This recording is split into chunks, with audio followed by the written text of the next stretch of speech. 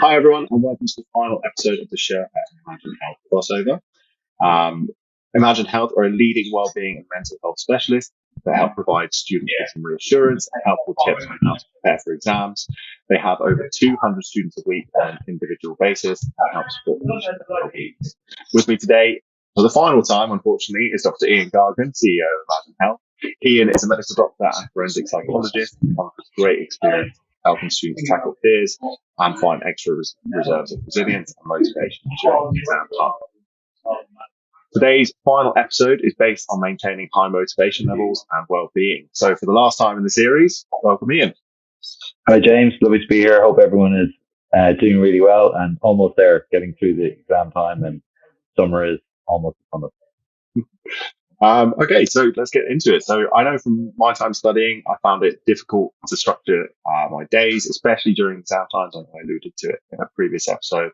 But trying to structure my days without having lectures without having lessons. So what advice would you give to me at the time and other students that currently experience the same thing? So, really good question. And the answer is in the question, really. So structure is all important. So from the day that we're born and that we have our meals, get in our jammies and have our bath time and get ready for bed, we are structured individuals. That's how we breed the most success. So I would say, first of all, is to garner that structure in a given day. But before we go into that particular structure, let's do something really important and visualize what success looks like. So you're not doing these exams for nothing. You're doing it for personal success and something that you want to achieve for yourself. So imagine yourself achieving that. Pretend that you're now in June or July and you're looking back at your exam time and you're seeing yourself and how you performed, and you're seeing yourself get that result. And that result or that success that you want, visualize that. That's a really big motivator for you. It's something that you want to be able to enjoy your summer with, feel really self-satisfied that your esteem is built, your confidence is built because you worked hard and you achieved the success that you were sought after. So, you're in July and you're giving yourself a clap on the back and going, wow, I did that. And that's amazing. So visualize your success, first of all, what it looks like. And also remember, this is a stepping stone towards other successes in life. So even if the exams don't go exactly according to plan, it's a learning process, right? So there'll be other things that you can achieve. But in the time that you want to achieve these things over the next few weeks, and at the present time, some important tips.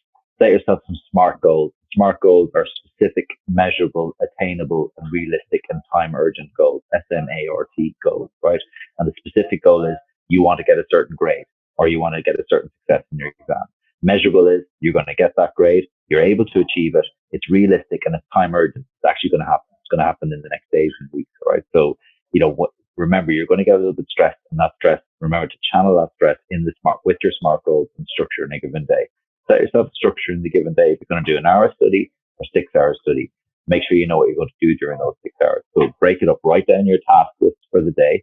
And then as you get through each task for half an hour, tick them off. And then when you finish your 6 hours or your 1 hour or half an hour, whatever amount you want to study, whatever is good for you, you tick that off. Congratulate yourself that you've done really well. Make sure your inner voice is telling you something positive, not negative. So you're not to be a self-critic. You're constantly critical. Imagine I was sitting on your shoulder, James, all day, every day, telling you weren't good enough. You start to feel bad about yourself, right? So it's like, let's be a bit self-compassionate, and actually our inner monologue should be far more encouraging. So be aware of that negative language and much more about like, you're doing great. This is difficult, but you're right. It's a challenge. Well done. So these bit of self-compassion, bit of self-help, positive inner monologue against the structure in a given day for that half hour or 6 hours. So you tick off and then you write your task list for the next day about what you want to achieve. And all you do is you take each step, each hour, each day as it comes. And as you achieve each day, it's mounting up and becoming compounded success, right? And that's going to fuel that visualized success that you have set for yourself in the days and weeks ahead. But it's all about structure. It's all about self-compassion. It's all about getting some rest, doing some of the other things that we talked about in the previous episodes, so that you feel well fueled and happy, not only to get through your exam, but also feel brilliant about yourself afterwards.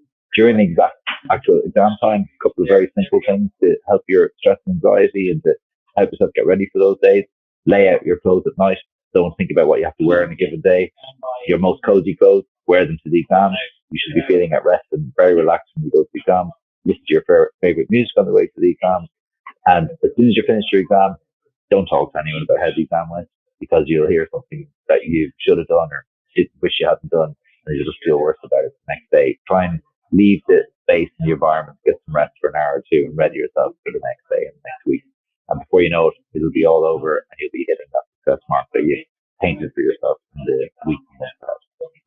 Yeah, I think that's a big one that you just touched on at the end, is not chatting with your friends about how the exam went. It will just start, you'll start to overthink what you could have done differently. Unfortunately, you're out of the exam now. There's nothing you can do about it.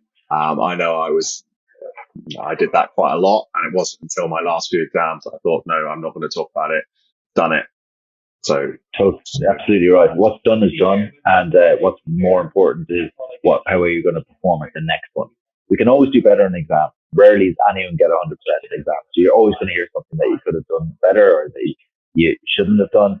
So it's not helpful. What is helpful is actually just taking care of your mental health during the time and making sure you're optimizing success for the next exam. You can talk about the exam and how you did with all your friends after they're all over in 2 weeks' time.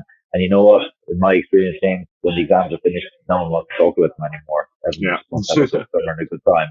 So, just focus on what you do on a day-to-day basis and not what other people think you should do. Because remember, even when other people are talking, they might be correct anyway. So. Yeah, exactly. Awesome. Okay, so thank you very much, everyone, for watching along through this series. I hope you get some use out of it. A massive thank you to Ian for sitting with me and taking part and providing some great insight and excellent advice. Don't forget to check out Imagine Health, whose contact details you should be able to find below. Somewhere over there. You can see Imagine Health's details there, and you can see Sherpa's details just underneath here. Thanks again, everyone, and we look forward to seeing you next time.